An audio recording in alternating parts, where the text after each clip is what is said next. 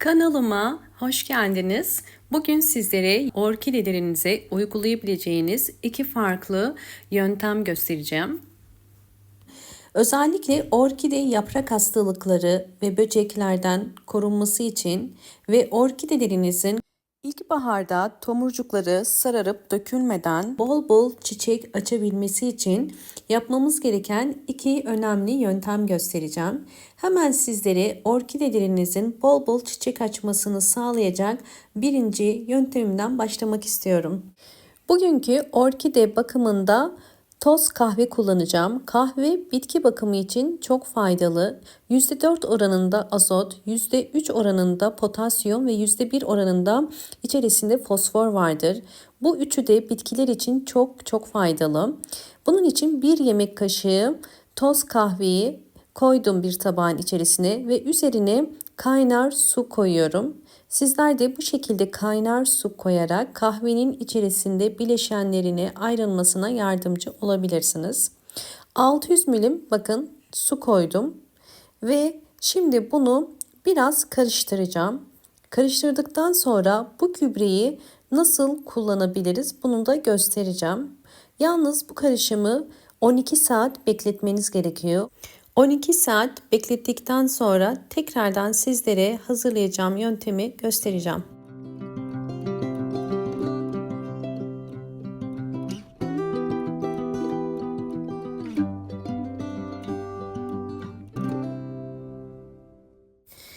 ...12 saat beklettim ve şimdi posasını suyundan ayıracağım. Bunun için bir tülbent kullanıyorum. Böylelikle posasını ayıracağız. Eğer sizler normal içtiğiniz kahvenin posasını da değerlendirmek istiyorsanız bunu da yine üzerine su ekleyerek aynı yöntemle yapabilirsiniz. Bakın bu gördüğünüz posa. Bu posanın üzerine su koyup bunu tekrardan bekletebilirsiniz. Hemen üzerindeki tülbenti kaldırıyorum.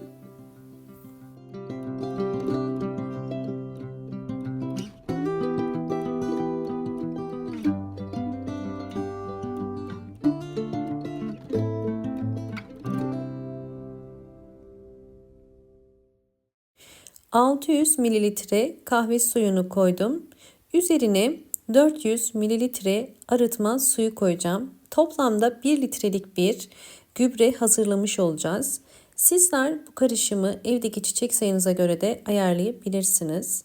İki yöntem için kullanacağız. Bunun için hazırladığım kahveden 200 mililitre kadar bir püskürtme kabının içerisine koyuyorum. Ve şimdi birinci yöntemimizde hemen başlayalım. Birinci yöntemde hazırladığımız kahve suyunu orkidelerin toprağına direkt döküyoruz. Her bir saksı için 8 yemek kaşığı kadar dökmeniz yeterlidir. Bu karışımı orkidelere ve evinizdeki diğer bütün çiçeklere de verebilirsiniz. Sadece dikkat etmeniz gereken çok sık vermeyin. Çünkü kahve içerisinde asit miktarı fazladır. Çok sık vermeniz fayda sağlamaz. 2 ayda bir verebilirsiniz. Gördüğünüz üzere bakın altta biriken su bu kadar ve orkideler bu su sayesinde yeni kökler çıkarmaya da başlayacaktır. Ben orkidelerime sürekli dönüşümlü olarak gübreler veriyorum. Ve gördüğünüz üzere bakın alttan da yeni kökler çıkmaya devam ediyor. Bu orkidemize verdiğimiz gübrenin fayda sağladığını da bize göstermiş oluyor. Hemen diğer orkideme de yine aynı şekilde 8 yemek kaşığı kadar vereceğim. Özellikle orkideleriniz çiçek açmıyorsa ya da orkidelerinizde çiçekli olduğu halde gelişimi devam etmiyorsa bunu mutlaka kullanmanızı tavsiye ederim. Orkideleri su ya da gübre vermeden önce köklerini mutlaka kontrol edin. Bu şekilde gri ya da beyaz ise su vermeniz gerekiyor. Yeşil ise su vermeyin. Orkideler fazla suyu sevmezler. Fazla su verirseniz kökleri çürür. Sizlere orkidemin gelişimlerini de göstermek istiyorum.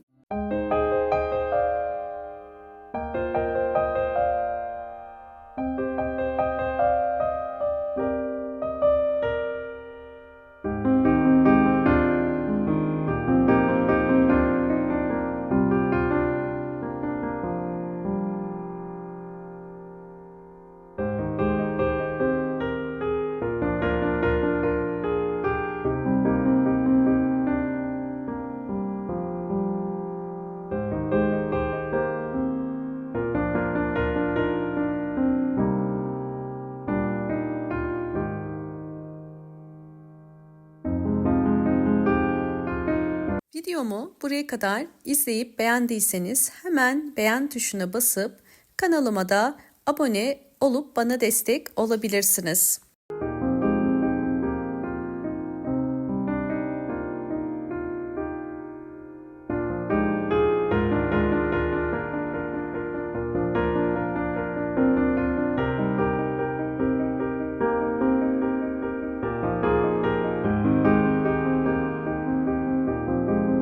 Şimdi ikinci yönteme geçelim. İkinci yöntem orkideleri yapraktan gübreleme.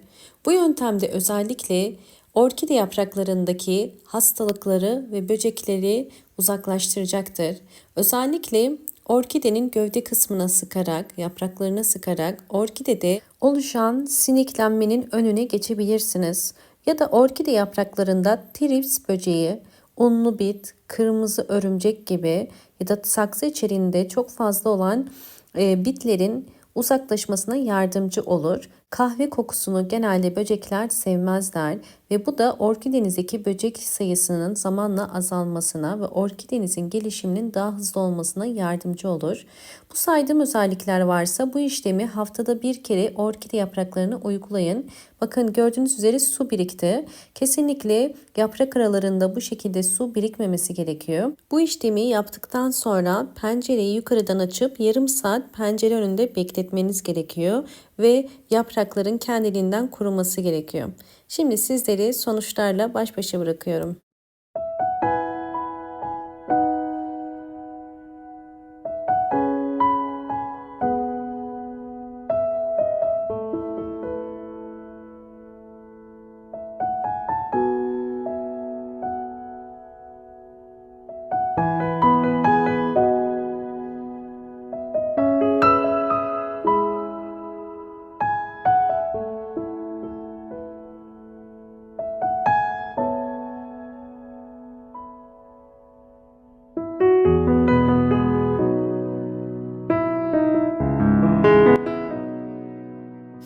Evet, gördüğünüz üzere orkide bol bol yeni kökler çıkarıyor. Sadece yeni kökler değil, bakın yeni çiçek dalı da çıkarmaya başlamış. Bu orkidemin zaten 4 tane eski çiçek dalı vardı.